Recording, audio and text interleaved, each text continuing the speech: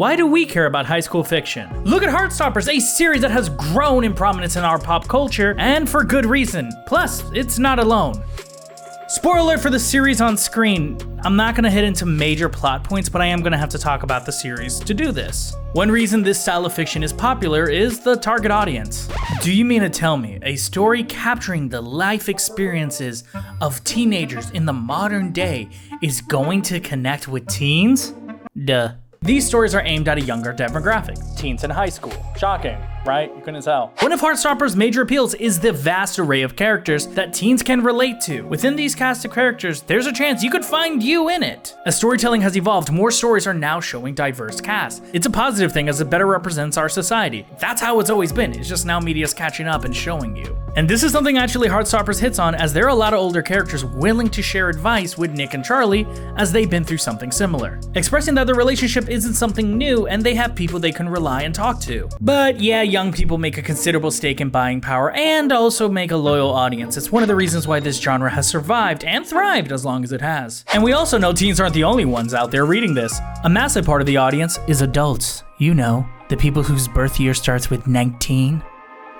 Oh wait, that's me. It could be that those adults read this genre when they were teens themselves and just never put it down. But comics about high schoolers have been a massive genre for decades. Let me list off a few. We have to pay respects to Archie. There was an anthology series called High School Romance in 1949. Yes, it's spelled H-I. There was Teenage Romance published by Marvel in the 1960s. Also, let's be honest, we can't mention this genre without mentioning the behemoth known as shonen and shoujo manga. Though I think it's more than just a connection between teens reading teens and adults who read it when they were younger. I think one of the factors is the stories are positive. Of course, we know about high school stories that are a little bit more dramatic, dark, and moody, that are introspections of how hard life is and how things can be.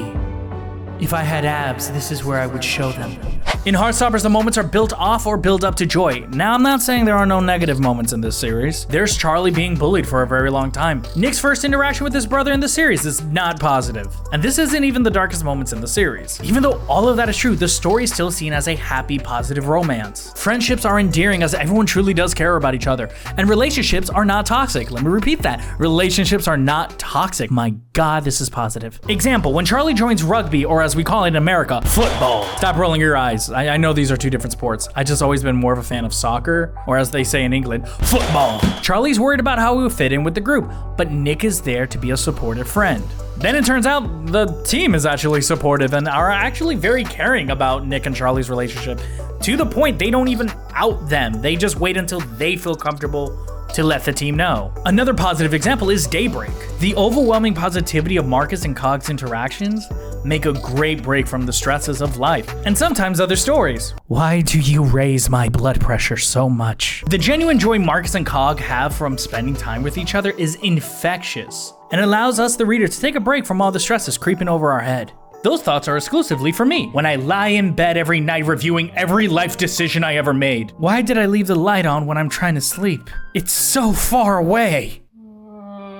I think it's more than just positivity. I think it's what separates high school fiction from good to amazing. We could boil down why Heartstoppers and these other series are as good as they are by one of its best qualities. It treats big life moments that teens experience at that age as grounded events without hyperbole. You know, those moments that you probably look back and find silly now, like, oh no, I might fail my test. Oh no, I'm late. My perfect attendance record. Do they like me? But those were huge. I'm not joking. The problems, the triumphs, the everyday moments we face feel small as we grow older. That may be because of the hardships we face by being adults. Like bills, global warming, polar bears are dying, not penguins. I hope the penguins are okay. All of this makes it seem like crushes, sports, tests are minuscule problems, but we're not considering what those events meant during that time. Heartstoppers, Charlie and Nick are going through a whirlwind of emotions as they're trying to keep their budding relationship a secret while navigating their social lives. In the kiss bet, Sarah is struggling to graduate, and she has to be tutored by the boy she approached in the subway who was sleeping and went, "Hey man, want a kiss? Please say something." In both stories, they freak out. This makes sense because a teen's life is structured around the idea that their entire life, their entire future, will determine on the results of these few tests. It's like if your entire career was based off your next assignment and not anything you did previously. It's like if my boss said my job depends on this video. You're not planning on firing me, right? We'll see. We see this in Night Owl and Summer Skies. Emma being sent to camp may look like a sweet summer vacation, but to her it shows how she's not wanted. And their autonomy is being taken away at an age where they're told they're old enough to drive, they're old enough to plan their entire future, but not old enough to decide what they're gonna do for themselves that summer, and, they still need permission to use the bathroom. You can see how those feelings conflict. These smaller issues complement the bigger problems layered in the story. At that time, all these issues feel world-breaking, because to a degree they are. Teens live such a structured life that society put them in, and any wrench that could knock it off course is a huge deal.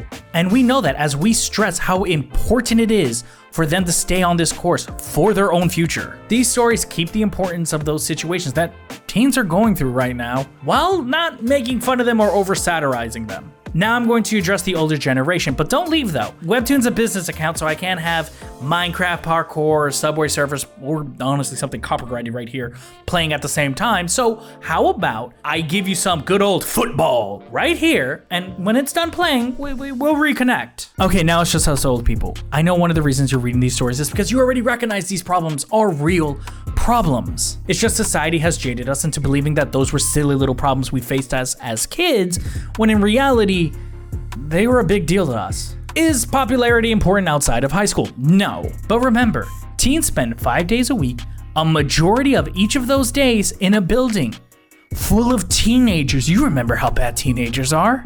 And their social standing could determine how their day, week, year goes. We know the stress that puts on teenagers, and they haven't had enough life experience yet to navigate such complicated relationships. Welcome back. Who won? I don't care. When every problem is treated with the heaviness it deserves, it makes those positive moments from before shine even brighter. In Paris, Nick's dad doesn't call him until the last day of the trip. The problems Charlie has been dealing with in private start bubbling up to the surface, but all of this makes what happens that night all the sweeter. And that's why high school fiction has stayed a massive pillar in fiction. It gives us a setting where we're allowed to balance the positive with the negative equally. It allows everyday problems that maybe some people don't consider big to carry the weight they deserve. Again, we don't want to go overboard and have another situation like... If you like Heartstoppers, I would also recommend the series mentioned here, as they're all worth the read, and will be great additions to your reading queue after you binge Heartstoppers in 2 days. Yeah, it took me 2 days. I'm getting old. I don't have a snappy joke to end this on, so I'm just gonna say what my favorite ships are in each series. I know they're the main characters, but I don't care. They work so well. The build up to their relationship was... I love a good enemies to romance story, and no, I'm not gonna think about if that makes me attracted to toxic relationships.